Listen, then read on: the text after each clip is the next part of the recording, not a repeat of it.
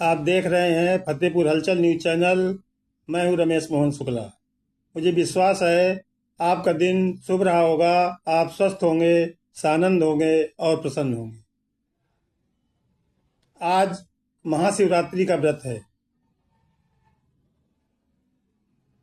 भगवान भोलेनाथ के भक्त प्रातः से ही जनपद स्थित सभी प्रसिद्ध शिव मंदिरों में भारी संख्या में दर्शन, पूजन, अर्चन के लिए उमड़ रहे हैं। गाजीपुर थाना क्षेत्र के रूरेश्वर मंदिर में या असोथर क्षेत्र में जागेश्वर मंदिर में भक्तों की भारी ग्रामीण भीड़ उमड़ रही है और वहां पर पुलिस की सुरक्षा के काफ़ी इंतजाम भी देखे जा रहे हैं। इसके अलावा खागा स्थित कुंडेश्वर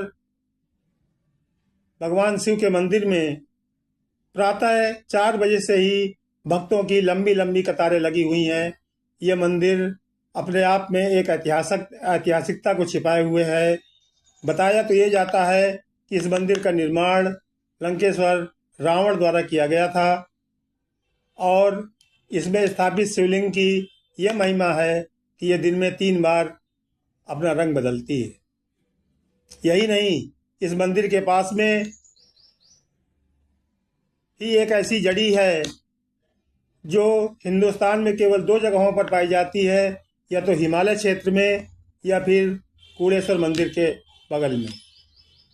इसको लेने के लिए देश भर के बहुत दूर दूर से आयुर्वेदाचार्य और वैद्य लोग यहाँ पर 12 महीने आते जाते रहते हैं और उनको ले जाते हैं।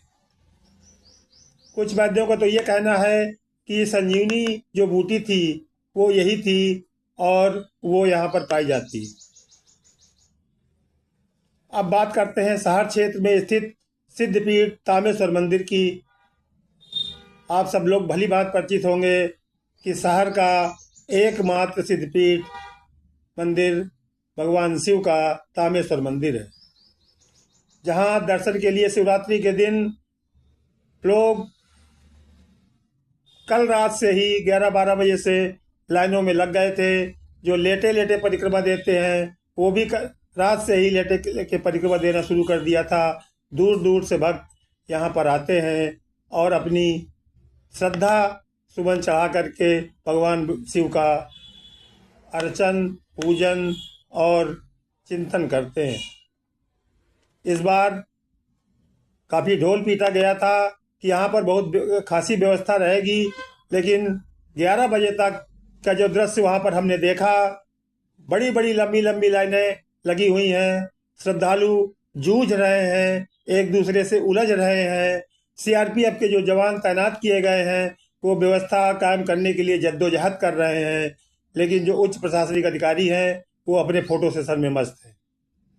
बड़बोले व्यवस्थापकों का तामेश्वर मंदिर के आसपास कहीं कोई ठिकाना नहीं है, कोई पता नहीं, जबकि बातें बहुत बड़ी बड़ी की गई थी सारी व्यवस्थाओं की। लेकिन फतेहपुर शहर का श्रद्धालु तामेश्वर मंदिर में जूझ रहा है भगवान शिव के दर्शन करने के लिए।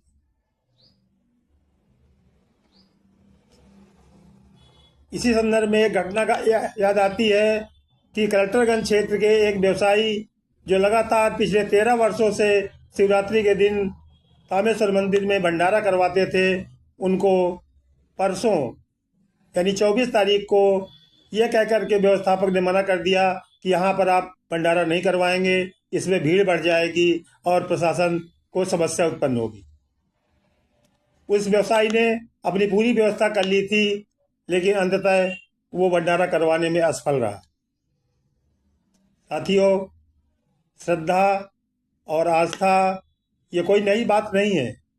तामेश्वर मंदिर में तो जब से मैं देख रहा हूँ पिछले 15-20 सालों से लगातार शहरवासियों का सैलाब उमड़ता है। केवल शहरवासियों का ही नहीं बल्कि आसपास के गांव से भी लोग यहाँ दर्शन करने के लिए आते हैं और जो मनौती माने होते हैं वो तो लेट कर परिक्रमा करते हैं। इस भारी भीड़ में लेट कर परिक्रमा करने वालों के सामने क्या क्या चुनौतियाँ होती हैं ये वहाँ जाकर के ही देखा जा सकता है। लेकिन जिस तरह से महिला और पुरुषों की बड़ी बड़ी लंबी लाइनें लगी हुई हैं और धक्का मुक्की हो रही है दर्शन पाने के लिए, वो एक निश्चित रूप से अव्यवस्था कही जाएगी।